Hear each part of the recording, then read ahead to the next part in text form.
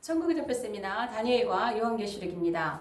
다시 보는 계시록 7장 14만 4천과 흰옷무리. 오늘은 7번째 영상입니다. 저 영상을 처음 들어오신 분들은 채널 재생 목록 들어가시면 다니엘과 요한계시록에 관한 마지막 때 강의 영상들이 주제별로 많이 올려져 있습니다.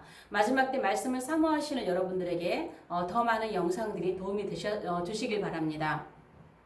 14만 4천을 여러 편에 나누어서 풀고 있습니다. 14만 4천의 정체가 정확하게 무엇인가, 이것을 알 수 있는 키는 성경 14만 4천이 나와 있는 7장과 14장에 다 있다라는 시각으로 14만 4천을 푸는 열쇠를 지금 하나둘 지금 풀어가고 있습니다. 오늘은 5번째입니다.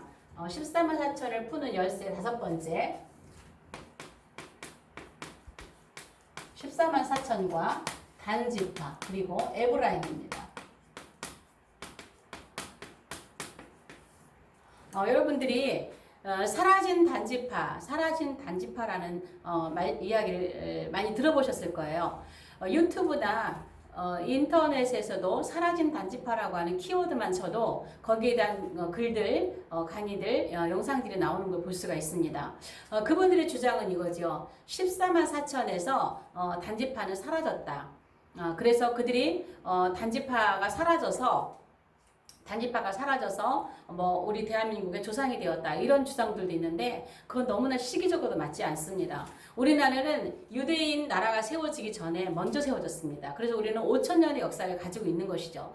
그래서 단지파가 우리 대한민국의 조상이라는 것도 너무나 맞지 않는 그러한 말씀이라고 저는 봅니다. 먼저 저는 이 단지파가 14만 4천에서 사라졌는가? 여기에 대한 의문이에요. 자, 사라졌는가? 여러분, 사라졌다고 해서 하나님께서 인을 못 치시나요? 이 인은 하나님께서 치시는 거예요. 사도 요한께서 이 계시록을 봤던 AD 95년경에도 이미 유대인들은 전 세계 디아스포라입니다. 또한 19세기에 집중적으로 구원을 받았다고 하는 유대인들, 기독교로 개종을 했다고 하는 그 시기도 유대인들은 이미 전 세계에 흩어져 있는 디아스포라입니다. 그리고 그들은 전 세계 1900년 가까이 흩어져 살면서 자기 자신이 어떤 지파에 속해 있는지 아는 사람은 단 한 사람도 없다라는 것이죠. 그러나 누구만이 아세요? 하나님만이 아세요. 하나님께서 어떤 뜻과 목적이 있어서 이를 쳐두시는데 세계에 다 흩어져 있다 할지라도 하나님이 어떤 지파인지를 아시기 때문에 각 지파에서 12,000명씩 하나님께서 선발해 두시고 인을 쳐두셨다 했어요. 인봉해 놓으셨다 그랬죠. 지난 영상에서 그들을 언젠가 쓰시려고 따로 인봉해 놨다, 그런 말씀을 드렸습니다. 그렇기 때문에 단지파가 사라졌다라는 것은 말이 안 되는 거예요.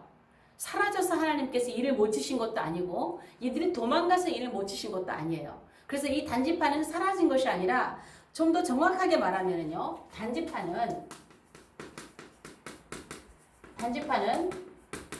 사라짐, 이게 아니고요, 사라짐이 아니고요. 자, 메시아 왕국에서 쓰실 하나님의 종들, 뭐 하는 종들이에요? 율법을 가르칠 종들 있죠. 율법을 가르칠 종들, 이것을 가르칠 종들의 선발에서 누락된 거예요. 누락. 정확한 표현은 누락입니다. 사라짐이 아니라 누락이에요. 14만 4천에 들지 못한 거예요. 하나님께서 그 안에 넣지를 않은 거예요. 단지파를 빼신 거예요. 그런데 많은 분들은 이 단지파가 에브라임과, 사실은 에브라임도 없는데 사람들이 사라진 에브라임 지파 이런 말씀 못 들어보셨죠? 단지파가 사라졌다고 하는 거거든요. 근데 사실은 저도 이제 이거에 대해서 묻는 거예요. 이 단지파와 에브라임 지파가 빠졌기 때문에 이거는 문자 그대로 이스라엘 백성을 말하는 게 아니라 전 세계에 구원받은 모든 사람들을 대표하는 상징이다라고 푸시는 분들도 많이 계세요. 그래서 저는 상징이 아니고 이건 실제라고 하는 전제하에서 이 말씀을 풀어갈 때 하나님께 묻는 거죠. 우리가 잘 모를 때 어떻게 합니까? 여러분도 그러듯이 저도 성령님께 물어봐요. 주님, 왜 단지파가 누락이 되었나요? 왜? 자, 단지파가 누락된 이유. 이걸 묻는 거예요. 근데 왜 단지파가 누락이 되었습니까? 저는 사실 에브라임은 그렇게 신경 쓰지 않았어요. 왜냐하면 에브라임은 요셉의 차자고 장자인 므낫세가 있고 요셉이 들어가 있기 때문에 에브라임이 빠진 거는 그렇게 문제가 된다고 생각하지 않았기 때문에 단지파가 빠진 것만 저는 물었어요. 그런데 하나님이 저에게 주신 응답은요. 우상숭배였습니다. 우상숭배. 단지파는 우상숭배라는 거예요. 그래서 여기서 보면은 사사기 18장에 보면은 미가의 우상이 나오죠. 미가의 우상. 미가의 우상이 나와요. 근데 미가의 우상이 나오는데 이 말씀을 이제 가만히 보면서 그렇게 말씀을 주시는 거예요. 단지파는 우상숭배를 너무 많이 해서 하나님의 종들의 이 선배에서 누락되었지만 그렇다고 구원을 잃은 건 아니다. 마치 르호반과 같다는 거야. 장자권을 잃었지만 그러나 그래도 장자지요. 장자권을 잃었지만 2배의 상속을 받는 장자권을 잃었을 뿐이에요. 단이 그렇다는 거예요. 그래서 단이 나중에 다시 또 메시아 왕국에 등장하는 것을 뒤에서 볼 수 있습니다. 자, 그러면은 여기에서 저는 이 단지파는요. 우상숭배와 굉장히 관련이 깊어요. 우상숭배와 여러분 프리메이슨 있죠? 프리메이슨. 자, 프리메이슨이 저는 이 단지파가 조상이라고 봐요. 물론 프리메이슨의 조상이 단지파다 이렇게 그런 식이라기보다는 의미상으로 자, 이 프리메이슨은 자유석공이죠. 자유석공이잖아요. 단지파는 우상숭배와 관련이 굉장히 깊다라고 말씀을 드렸어요. 그런데 출애굽기 38장 33절에 보면 오홀리압이 나와요. 자, 오홀리압이 단지파입니다. 근데 이 오홀리압이 조각하는 사람이라고 되어 있어요. 조각하는 사람. 성막을 짓는 사람인데 석공입니다. 석공.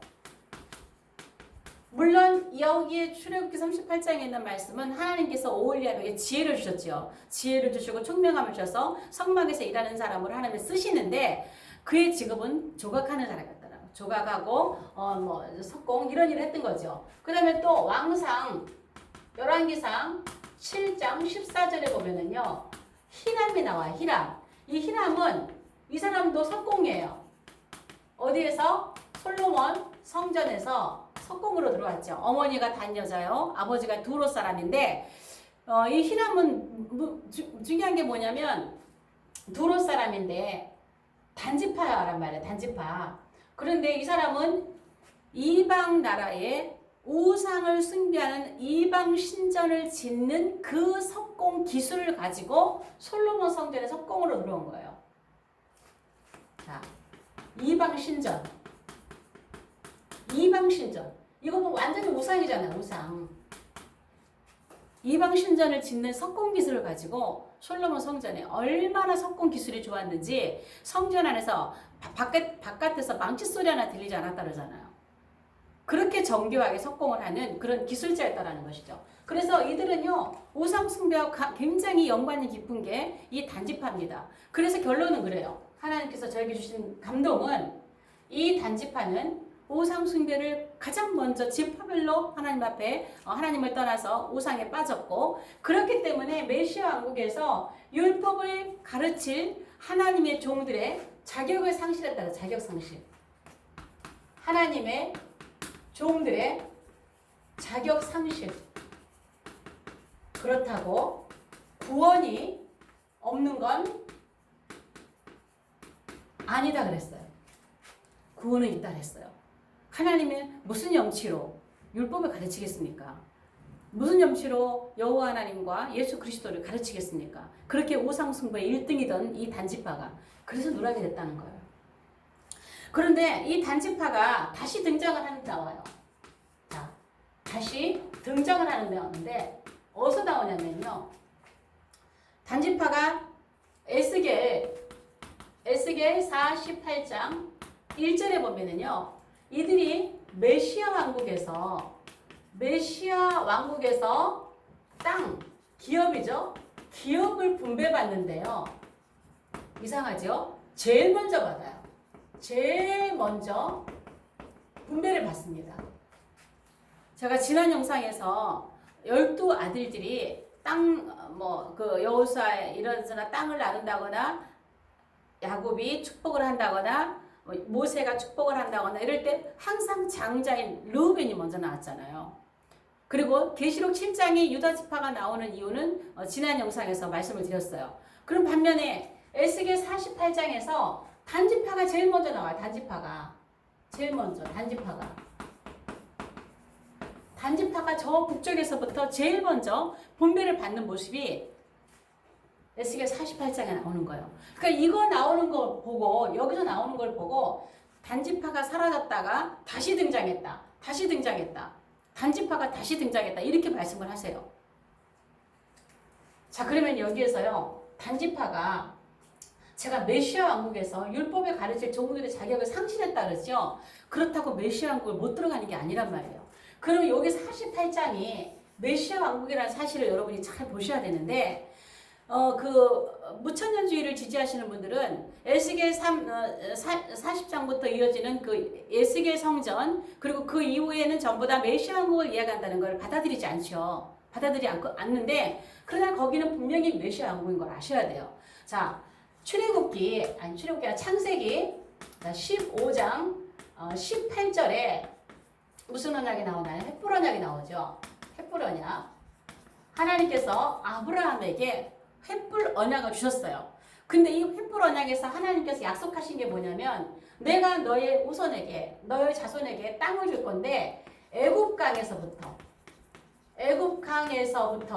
어디까지? 큰 강 유브라데까지예요. 유브라데까지. 이게 하나님께서 횃불 언약을 통해서 아브라함의 후손들에게 주시라고 약속하신 땅의 선입니다. 그래서 지금 그런데 애굽강에서 유브라데까지 이게 지금 성취가 됐나요?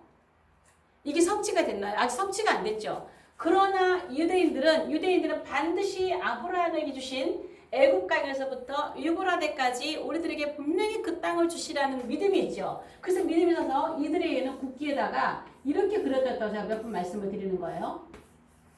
자, 어디예요? 여기가 유브라데, 위에가 유브라데, 아래가 애굽강이에요. 반드시 하나님께 주신다는 믿음을 가지고 있습니다. 하나님께서 우리 선조 아브라함이 주셨던 그 약속을 반드시 지키셔서 이 땅을 분명히 줄 것이다. 그래서 그들은 1차 대전 끝나고 그 땅을 조금 이제 나라를 세우라고 땅을 회복하잖아요. 그때는 그 가나안 땅이 다가 아니었어요. 일부분이었어요. 그렇지만 일부분이라도 시작이다 하고 그 땅을 받아서 점점 넓혀가고 드디어 2차 대전 이후에는 나라를 세웠던 것이죠. 그러나 아직도 아브라함에게 주셨던 횃불 언약을 통해 주신 땅은 아직 다 받지 않았습니다. 그런데 이 땅을 우리가 살고 있는 이 아담의 나라에서 받을 수 있을까요? 그렇지 않아요. 이 땅은 메시아 왕국가야 완성이 됩니다. 그러면요, 에스겔 47장, 에스겔 47장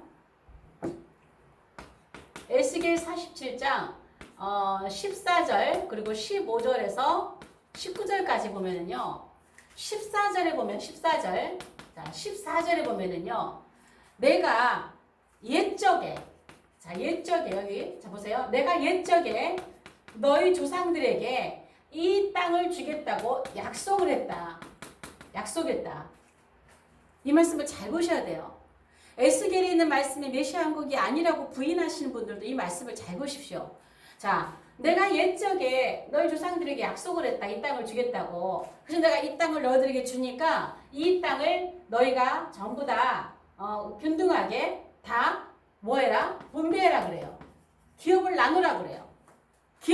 그래서 기업을 나누는데 지경을 말씀해 주십니다. 지경을 뭐라고 그러냐면 어디까지 땅을 준다고 말씀하시냐면 유브라데에서 북쪽으로, 자, 정확하게 보면요, 자, 북쪽으로는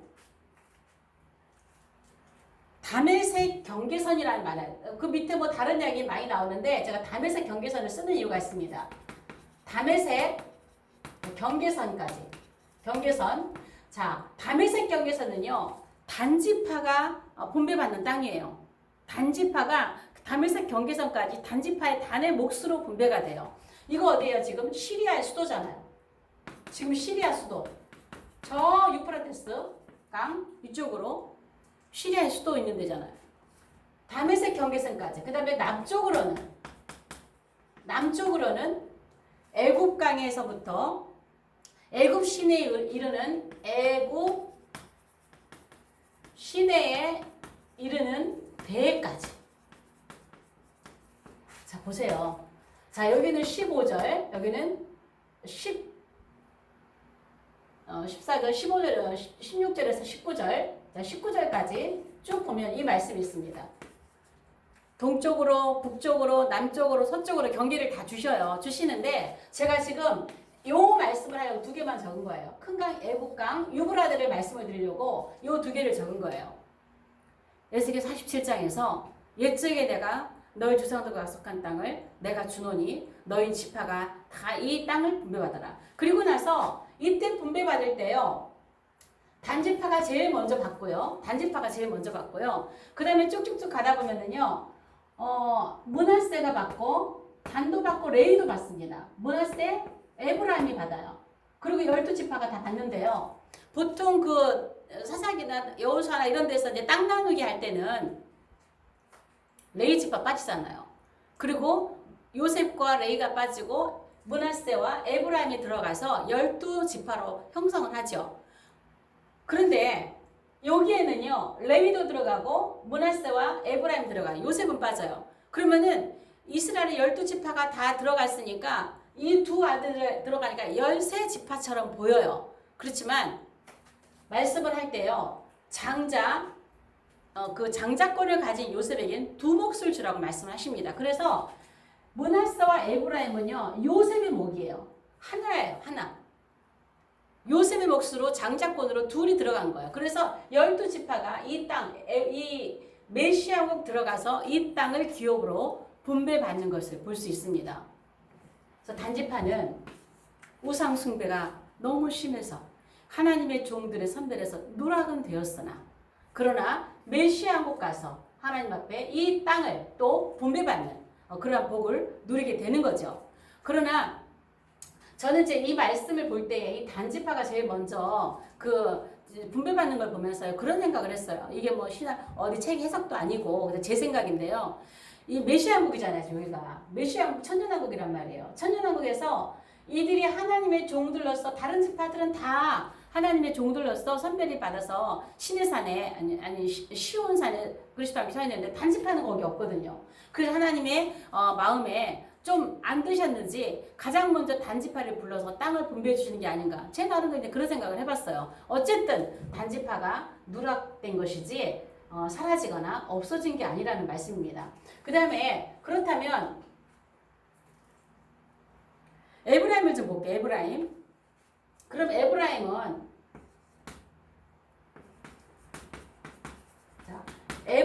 또 왜 누락인가? 에브라임은 왜 또 누락인가? 에브라임은 왜 누락인가? 에브라임도 마찬가지로요. 에브라임도 마찬가지로 우상숭배입니다. 여기도 마찬가지로 우상숭배 때문에 우상숭배.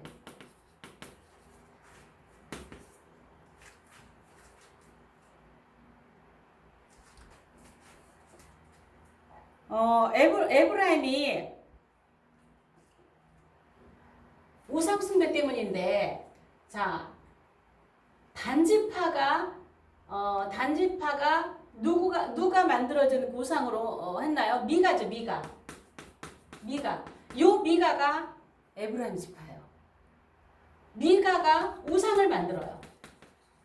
미가가 우상을 만들어서 단지파가 엄청난 우상 숭배를 하는 길로 가는데 일조를 합니다. 그 다음에 또 누가 있냐면요.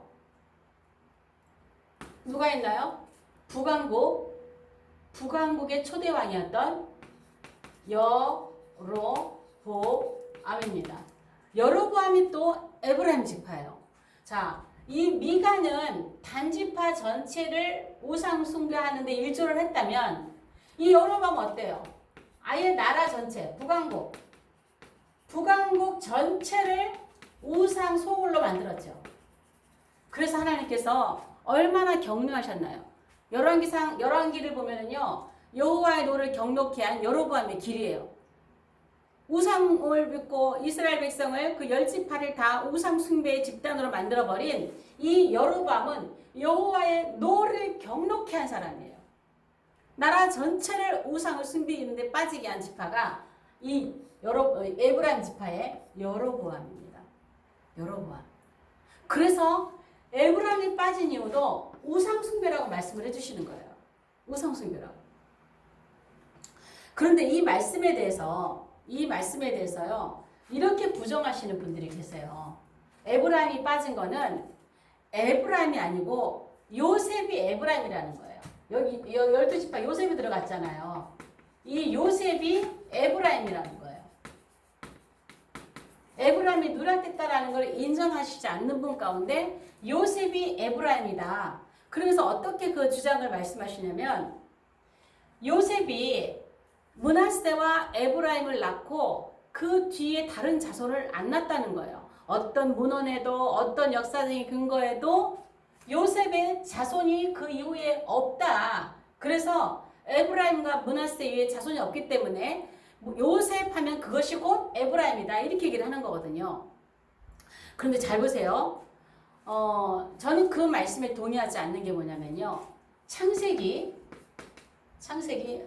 잘 보이시나요? 창세기 48장 5절 6절에 보면 창세기 48장 5절에서 6절에 보면 야곱이 12아들을 축복합니다. 야곱이 12아들을 축복하는데 그때 야곱이 12아들 축복이 아니고 미안해요. 에브라임과 므낫세를 축복하죠. 에브라임과 므낫세를 축복하는데 므낫세와 에브라임. 야곱이 그때 이런 말을 하죠. 므낫세와 에브라임. 요셉에게 얘기하는 거예요. 므낫세와 에브라임은 내 거다. 야곱이 말이에요. 야곱이 요한에게 말하는 거예요. 요셉에게 말하는 거예요. 므낫세와 에브라임은 내 거야. 그 다음 소생부터 네 거야 그랬어요. 요셉의 거라는 거예요. 이 말씀을 잘 보세요. 에브라임과 므낫세는 내 거라. 이 이후에 난 소생은 너의 소유가 될 것이다 라고 말씀을 하세요. 그런데 여기까지만이 아니라 7절에 보면은요. 그 다음 말씀이 있어요. 그 다음이 중요해요. 여기에 붙여놓은 말씀이 뭐냐면 그들의 유산은 자, 이 말씀을 잘 보세요. 이거 잘 보이시겠나? 자, 그들의 유산은 그들의 형의 이름으로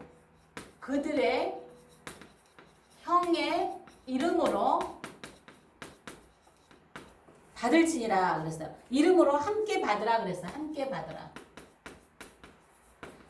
저는 이 말씀을 볼 때요. 자, 여기에서요. 그들의 유산은 그랬어요. 그들의 유산은 자, 이걸 보면 므낫세와 에브라임은 이제 내 거야. 그래서 이제 그 야곱의 12아들 12지파를 형성할 때 꼭 이 두 지파가 빠졌다 들어갔다 그러잖아요. 레위가 이제 기업을 안 받으니까 그들의 유산은 이 그들이 누군가요?